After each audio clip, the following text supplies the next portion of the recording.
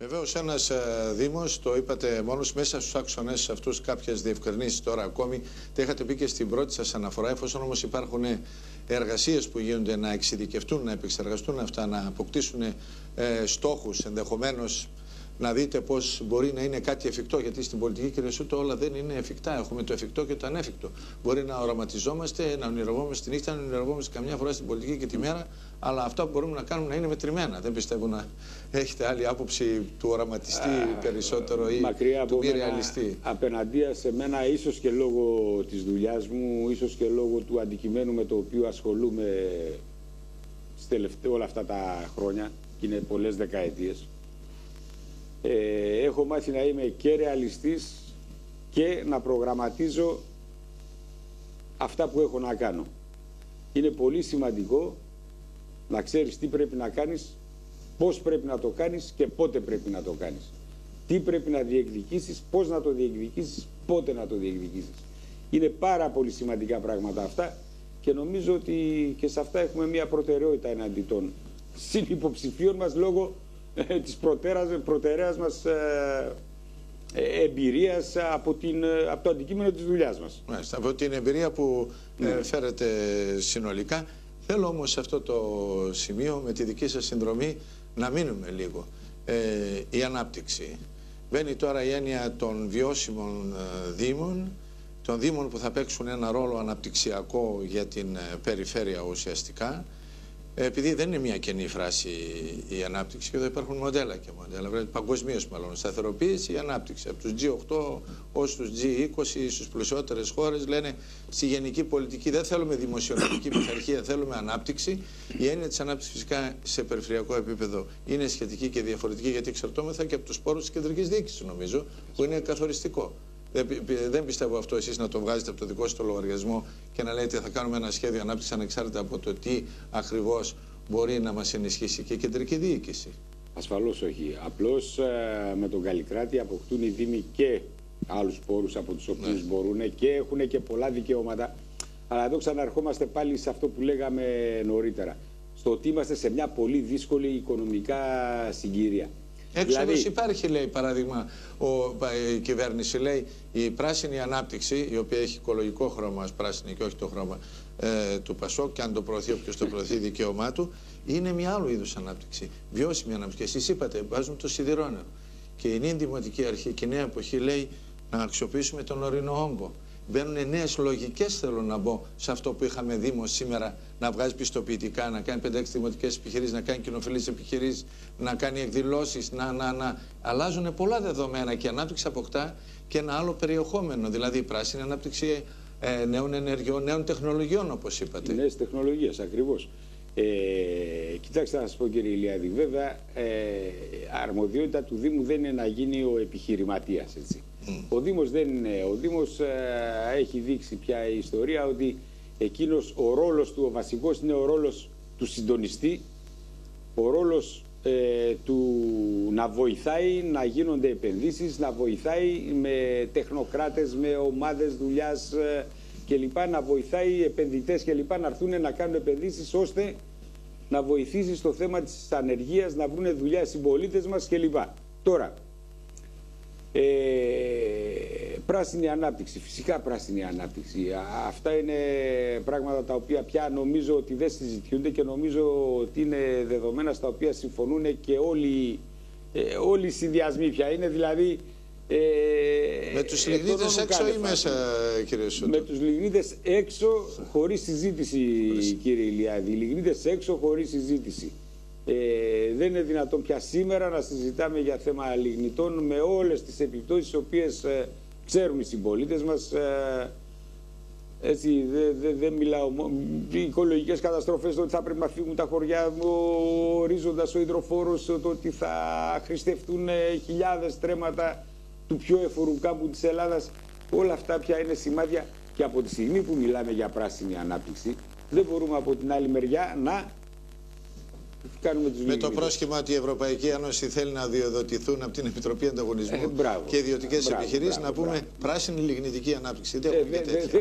Υπήρχαν κάποιοι που παλινδρόμησαν τέλος πάντων, δικαίωμά τους. Ο τουρισμός ποια θέση έχει σε εσάς τώρα στο πλαίσιο της ανάπτυξης? Μπορούμε να κάνουμε πολλές επιλογές, ας πούμε. Πολιτιστική να έχουμε. Θέλω να πω το εξής για τον τουρισμό. Ο τουρισμός για την Δράμα είναι μια συμπληρωματική πηγή εισοδήματος. Δεν μπορεί ο τουρισμός στη Δράμα να γίνει πηγή εισοδήματος.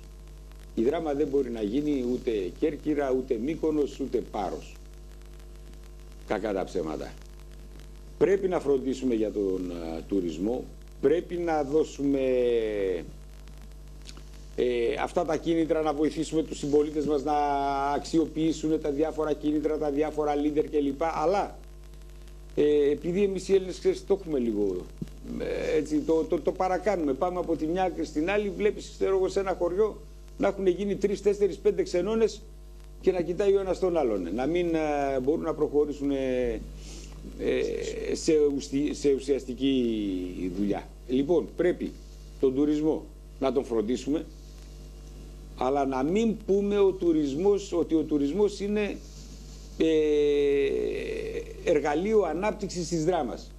Δηλαδή ο τουρισμός είναι μια συμπληρωματική πηγή εισοδήματος για μια μερίδα δραμηνών. Ακόμη και η Ονειρούπολη, η οποία έχει προβάλλει και έχει δώσει την εικόνα της πόλης προς τα έξω και δημιούργησε μια μεγάλη επισκεψιμότητα, γιατί και το κλασικό επιχείρημα όλων αυτών που θέλουν την Ονειρούπολη και της Δημοτικής Αρχής, καλύτερα τώρα που είμαι στην προεκλογική περίοδο της Νέας Εποχής, Νέας Δράμας, είναι πως οι επιχειρηματίες λένε και οι επαγγελματίες, φέρτε κόσμο στη Δράμα. Ακόμη και αυτή η λογική εντάσσεται στο ότι ο τουρισμός μπορεί να παίξει συμπληρωματικό και όχι πρωτεύοντα ρόλο. Πώς το εκθέσετε, κύριε Σούτο?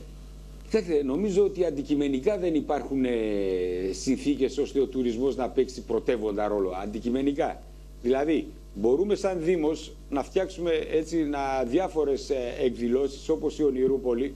Και εδώ να πούμε για την Ονειρούπολη. Έτσι, η Ονειρούπολη είναι πράγματι μια επιτυχία της σημερινής Δημοτικής Αρχής, αλλά θα έλεγα ότι ίσως είναι η μόνη της επιτυχία τα τελευταία 6-7 χρόνια που είναι στη διοίκηση του Δήμου. Δηλαδή είναι αστείο όποτε ρωτάμε τον Δήμαρχο ποια είναι τα επιτεύγματά σας, να μας μιλάει για ένα πανηγύρι σε τελική ανάλυση. Έτσι, δηλαδή την Ονειρούπολη. Μπράβο, σωστή Ονειρούπολη, καλή Ονειρούπολη. Όλοι συμφωνούμε σε αυτό, όλοι συμφωνούμε ότι θα συνεχιστεί ο θεσμός της Ονειρούπολης. Ο καθένας βέβαια μπορεί να το βλέπει και από άλλη γωνιά, αν πρέπει να επεκταθεί, που πρέπει να πάει, πώς πρέπει να δουλέψει, ποιες θα είναι οι συνθήκες, οι νομιμότητες των κτισμάτων κλπ. Αλλά κανένας δεν λέει ότι πρέπει να φύγει η Ονειρούπολη. Αλλά το μόνο επίτευγμα που έχουμε να δείξουμε τα τελευταία 7 χρόνια, 8 που διοικούμε είναι η Ονειρούπολη. Αυτό δηλαδή ότι... υποτεθεί το ότι εσείς βρίσκεστε σε ρόλο δημάρχου στις 15 Νοεμβρίου. Σέβομαι και αυτό που είπατε, το ενδεχομένως φεύγει για τη δεύτερη Κυριακή. Λοιπόν, και από 1η Πρώτου 2011. Την Ονειρούπολη τι θα την κάνατε, με άλλα λόγια?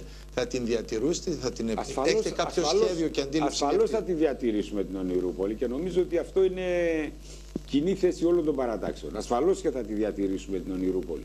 Τώρα, το πώς ακριβώς... Με την ανάπτυξη θα συνδυαστούν αυτά. Το πώς ακριβώς...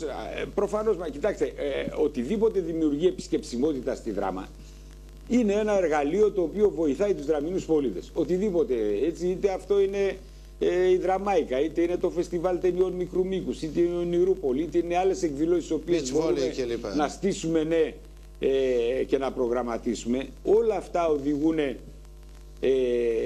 φέρουν κόσμο στη Δράμα, που σημαίνει ότι μένουν κάποια λεφτά στη Δράμα, είτε στα καταστήματα, στα ξενοδοχεία, στα εστιατόρια κλπ. Άρα πού πρέπει να εστιάσουμε την προσοχή μας? Αλλά δεν είναι το πρωτεύον. Δηλαδή δεν μπορούμε να στηριχθούμε. Η Μύκονος, ας πούμε, στηρίζεται στον τουρισμό, στον κόσμο που πηγαίνει στη Μύκονο. Δεν χρειάζεται να κάνουν άλλη δουλειά. Η Μύκονος είναι Μύκονος και η Δράμα είναι Δράμα. Μπράβο. Λοιπόν, μην παίρνουν τα μυαλά μας αέρα ότι η Δράμα άρα ποιο θα είναι το πρωτεύον για μας? Για μας το πρωτεύον είναι η ανάπτυξη και η εκμετάλλευση των ντόπιων πηγών πλουτοπαραγωγικών. Των ντόπιων εδώ. Τι έχουμε εμείς σαν Δραμηνοί? Έχουμε να εκμεταλλευτούμε τα ξύλα μας, τα δάση μας, τα μάρμαρά μας. Έτσι, εκεί ο Δήμος θα πει τι θα κάνει ο Δήμος τώρα. Ναι, θα εκμεταλλευτεί τα λατομεία των Μαρμάρων. Δεν θα εκμεταλλευτεί προφανώς τα λατομεία των Μαρμάρων, αλλά διάολε όταν ας με στρώνει, ξέρω εγώ, χιλιάδες τετραγωνικά με πλακάκια, θα μπορούσε να βάλει και κάποια τετραγωνικά μάρμαρο σε αυτά τα πεζοδρόμια, να μπορεί να ενισχύσει βέβαια με τις προμήθειάς του και τις επιλογές του τοπική οικονομία. Μα είναι σαφές και προφανές, κύριε Ηλιάδη, και απορώ πως δεν το καταλαβαίνουν.